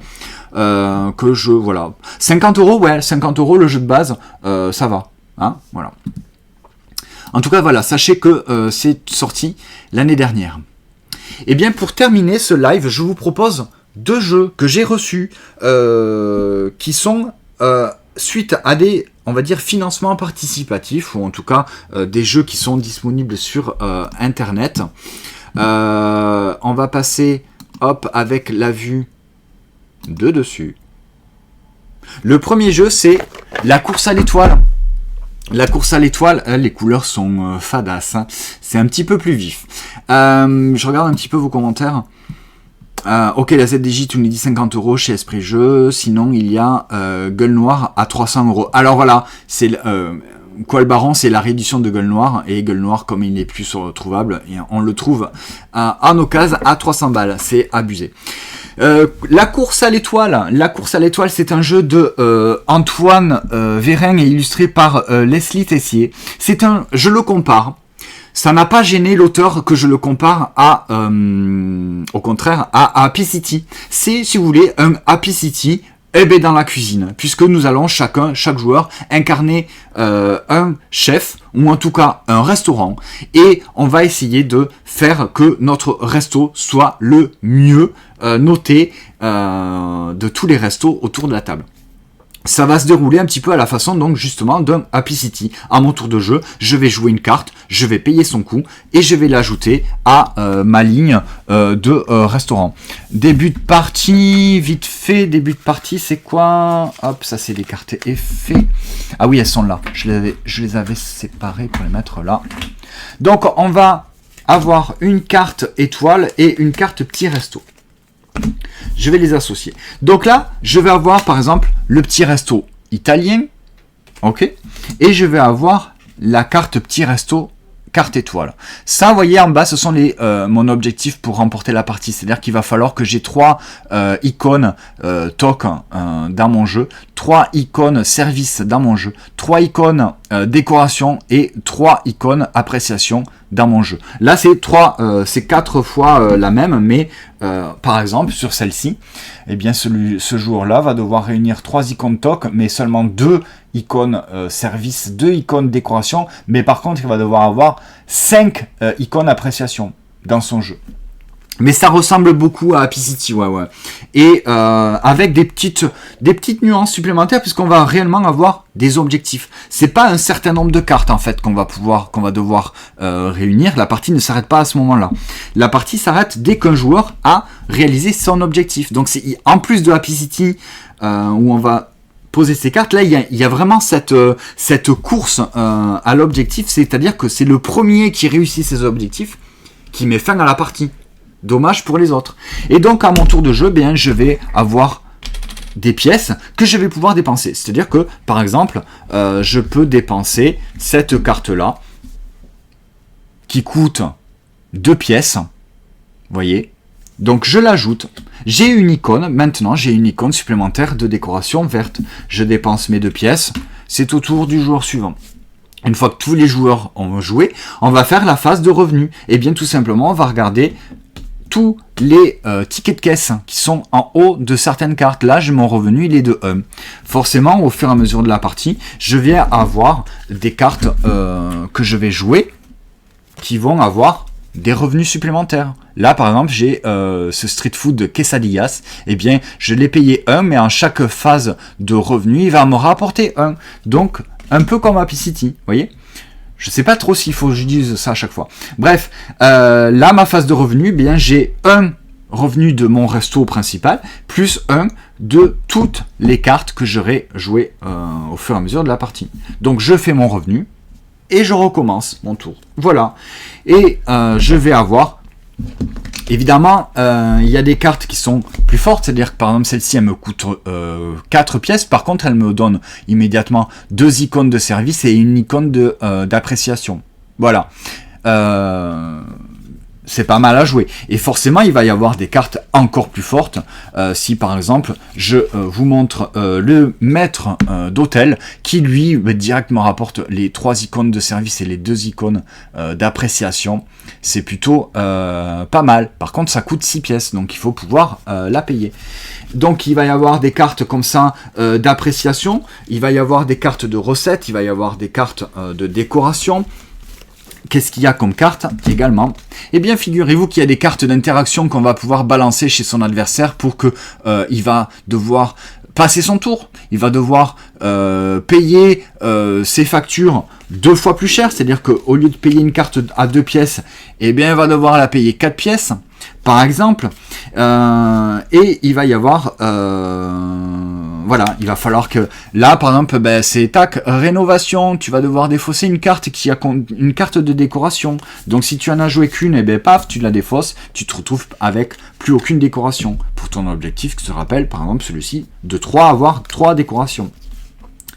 Il y a des cartes donc de malus pour ces adversaires. Il y a des cartes de bonus également qui vont permettre de recevoir donc un pourboire. On va recevoir un revenu supplémentaire, par exemple. Il va y avoir des cartes qui vont nous permettre de rejouer. Par exemple, là, hop, c'est ma tournée, je rejoue. Et si, par exemple, mon adversaire me dit, il me joue une carte, il me balance des cartes, bah, des rats, t'as des rats dans ton resto et tout, machin, je sais plus ce que ça fait d'ailleurs. Tu dois défausser des cartes. Ah non, à la fin de la partie, à la fin de la manche, l'adversaire, lui là, il va pas faire de récolte, il va pas faire de phase de revenu. C'est méchant, parce que tu ne vas pas gagner de pièces. Et bien si dans son jeu il a ça, stop, non, ça marche pas, retour en cuisine, j'en veux pas de ta carte. Tout ça c'est défaussé. On va pouvoir un petit peu s'en sortir. Voilà en gros pour la course à l'étoile. C'est vraiment, moi j'avais adoré ma partie et du coup je me le suis commandé pour pouvoir vous en parler, pour pouvoir surtout y jouer plus régulièrement. J'avais joué un prototype et là donc voilà. La course à l'étoile, super jeu. N'hésitez pas, je mettrai le lien aussi bien sur Instagram, sur YouTube pour aller voir son site. Vous pouvez le commander. Et effectivement, c'est une très bonne remarque, Tony, c'est que c'est un jeu qui est fabriqué en France. Ouais. Il est tout seul, le gars, à le faire. Alors, c'est pas lui qui le fabrique, hein, mais c'est vraiment... c'est fabriqué en France par Ludotopia. Voilà. Le gars, il a fait ce jeu presque, je pense, tout seul. Mais je pense qu'il a dû avoir de l'aide quand même un petit peu. Mais parce qu'à la base, c'est pas un créateur de jeux de société. C'est un gars qui... je sais pas si c'est un restaurateur, je me souviens plus, Antoine. Antoine, si tu regardes cette vidéo, n'hésite pas à marquer dans les commentaires un petit peu ton parcours. D'où tu viens, qu'est-ce que tu as fait, pourquoi tu as fait ce jeu. Mais voilà, effectivement, c'est made in France. Et ce gars, voilà, il s'est dit, tiens, je vais faire... Je crois qu'il est critique culinaire. Et ce jeu, puis il aime beaucoup, j'imagine, jouer. Il s'est dit, il n'y a pas de jeu réellement sur la cuisine. Eh bien, il a fait son jeu. Voilà. Donc au maximum, j'essaierai de mettre des infos dans la description de la vidéo. Hop, flip là, on range tout.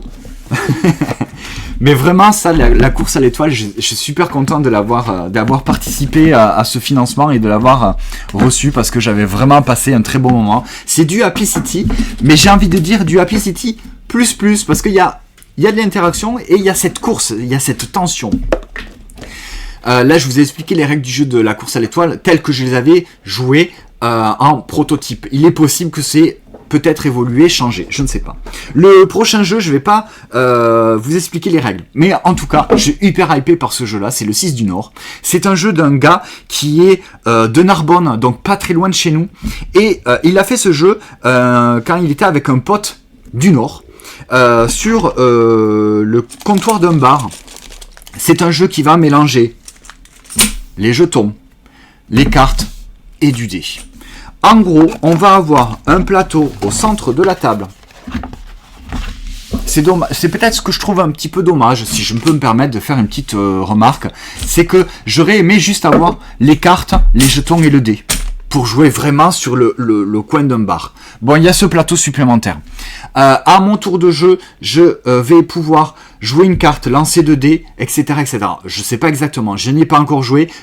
Moi, quand je vois jeu de cartes avec lancer 2 dés, tout ça, etc., j'ai envie d'y jouer. J'ai participé au financement, je l'ai reçu, donc je vous en dirai plus prochainement. Mais en tout cas, ça me donne très très envie de la proposition, en tout cas, me donnait envie de ce qui était de la promesse du jeu, de devoir jouer des cartes, lancer un dé, jouer avec ces jetons-là, suivant l'emplacement où on le pose, suivant le lancer de dés, tu te récoltes des jetons. J'imagine que t'as pas envie de récolter ces jetons. Ou peut-être qu'il faut en récolter de plus, je ne sais pas. Mais voilà. En tout cas, le 6 du Nord, la proposition m'avait plu, m'avait intéressé et j'ai participé au financement. Ah oui, j'ai remarqué, ouais. Je pense que c'est parce que j'ai le trépied de la caméra vu du dessus qui est un petit peu accolé en tout cas à le truc. Mais je vais essayer de régler ça. Merci en tout cas, Chico, de me faire la remarque. Alors, Tourny, tu nous dis, c'est pas le seul à faire des KS. Alors moi, c'est des petits KS, hein, vous avez vu. Le 6 du Nord, c'est un jeu qui est toujours disponible. N'hésitez pas à aller sur la page Ulule, hein. Vous pouvez participer. Ça sera livré avant Noël. Pareil pour la course à l'étoile. Allez sur Instagram ou sur le site, je vous mettrai les liens en description pour recevoir le jeu. C'est pas des jeux qui sont très chers, ça. C'est vraiment des petits jeux qui sont ultra accessibles et voilà, qui donnent envie en tout cas de jouer, de participer à ces jeux. C'est pareil pour le petit Misty Valley, donc je vous ai un petit peu parlé, comme quoi c'est sorti, c'est disponible dans les boutiques en ligne. J'ai participé au financement participatif, ça m'a coûté quoi? Même pas 20 balles, parce que du coup j'ai participé et j'ai pris la version de luxe. Bon, là je vois qu'il est disponible en ligne. Bon, bah j'attends moi ma version physique, on verra bien. Mais effectivement, alors le matos, c'est le matos proto ou définitif? C'est la question que je me suis posée. Puisqu'effectivement, quand j'ai envoyé un message, j'ai demandé si c'était la boîte, le 6 du Nord, si c'était la version du jeu financement ou si c'était la version presse. Apparemment, c'est la version définitive du jeu. Bon, alors on va à l'essentiel, hein, en fait, hein, dans ce jeu-là. Hein, voilà, on va pas faire de chichi et voilà. Ouais, c'est le plateau qui m'embête un petit peu. Bon, bah j'aurais aimé juste peut-être avoir, je sais pas, quelque chose de plus simple ou pas du tout de plateau. Bref. Mais j'attends de voir parce que je n'y ai pas joué. Donc, je pense que peut-être, certainement, s'il y a ce plateau-là, c'est que vraiment dans la mécanique du jeu, c'est qu'il y allait avoir vraiment un intérêt à ce qu'il y ait ce plateau. À bientôt, Max. Merci d'être passé. Ça fait plaisir. J'espère qu'on se voit bientôt. Je sais pas quand, mais voilà. En tout cas. On sera peut-être au flip l'année prochaine. Voilà pour les jeux que j'ai reçus, auxquels j'ai participé. Il y avait un petit truc en plus que je voulais vous parler, je ne sais plus ce que c'est. Voilà. Un playmat, ouais, mais ça aurait été un playmat pour le 6 du Nord, ça aurait pas été le même prix. Là, c'est vraiment un truc en carton, donc et peut-être que tout autant, on peut très bien s'en passer. Bref, je vous en reparlerai, on verra ce que ça donne. Mais effectivement que on essaye de participer aux éditeurs. Quand les petits éditeurs comme ça font un jeu, leur premier jeu, et qui te contactent pour leur demander si tu veux bien parler de leur jeu, eh bien moi immédiatement je dis oui, je veux bien parler de votre jeu, je veux non seulement bien recevoir une boîte presse, mais et forcément je vais participer à la campagne de votre jeu, puisque c'est l'éditeur lui-même qui a fait l'effort de me contacter pour que je parle de son jeu. Donc oui, je vais parler de ton jeu, et non seulement je vais parler de ton jeu, et je vais participer au financement de ton jeu, puisque de toi-même tu es venu me voir. Donc ça me fait plaisir, c'est normal que en retour je le fais. Donc je le fais pour Lucis du Nord, je le fais pour la course à l'étoile. J'en profite, tiens, j'ai pas la boîte de jeu parce que c'est une boîte de jeu qui a été en prototype et qui a circulé, mais c'est Cosmic Arena également qui est toujours en financement participatif. Cosmic Arena, c'est un jeu d'affrontement à 2 joueurs où on joue des cartes planètes pour essayer d'avoir le plus beau et le plus grand système solaire qui rapporte le plus de points. Voilà, donc Cosmic Arena également qui était en financement participatif, enfin qui est toujours en cours de financement participatif. N'hésitez pas à aller jeter un petit coup d'œil sur la page du financement. Voilà. Merci beaucoup d'avoir suivi cette vidéo. Donc c'est sur Twitch en direct, c'est sur YouTube en replay. Je suis le Meeple Vert sur Instagram, sur YouTube, sur Twitch, sur TikTok, sur Threads, sur Facebook, un peu partout. J'essaye de me montrer le plus possible. En tout cas, merci beaucoup d'avoir suivi cette vidéo en live. Merci beaucoup de l'avoir regardé sur YouTube. N'hésitez pas à venir me rejoindre, à vous abonner, aussi bien sur YouTube, sur Instagram, puisque je suis principalement actif sur Instagram. Je vous souhaite de passer une bonne journée. Demain pour nous c'est journée jeu avec plein de nouveaux jeux à tester, dont Café de Fleurs. On va faire un petit truc comme ça là. Donc on a parlé des sorties d'il y a un an avec Qual Baron, Ayla et les clans de la montagne, Dracula versus Van Helsing. On a parlé donc de Misty Valley qui est apparemment disponible dans les boutiques sur Ludum, mais comme c'est un jeu qui était en financement participatif auquel j'ai participé et que je n'ai pas reçu, donc à suivre. On a parlé de ce superbe Time Collector qui est sorti donc cette semaine. On a parlé de Unsettled, le gros jeu qui me fait envie. On a parlé de Pesca Cartas, ce petit jeu de de Friedman Friseux. On a parlé de la boîte de Croix des 25 ans. On a parlé des 3 petits jeux Nano Game chez Matago de Bog, Dig et Mad. On a parlé donc de Wizards Cup, je répète, la ZDJ a fait une vidéo d'Expli Party où ils expliquent les règles et ils jouent. On a parlé de Niwashi également, ce superbe jeu à 2 joueurs. On a parlé de Gangs of Kyoto qui est sorti chez Matago ce vendredi et également de Café de Fleurs. Voilà pour les sorties de la semaine et les sorties d'il y a un an. Merci beaucoup d'avoir regardé cette vidéo, je vous souhaite de passer un bon week-end, amusez-vous bien, on se retrouve tout le long de la semaine pour les stories découvertes et les revues de jeux. N'hésitez pas, le lundi soir à 20h, c'est le débrief ludique, on va parler des jeux auxquels j'ai joué, vous allez très probablement retrouver les jeux que je viens de vous montrer, des sorties de la semaine, lundi soir sur Twitch à partir de 20h et retransmis sur YouTube. Passez un bon week-end, une bonne semaine, amusez-vous bien et on se dit à lundi.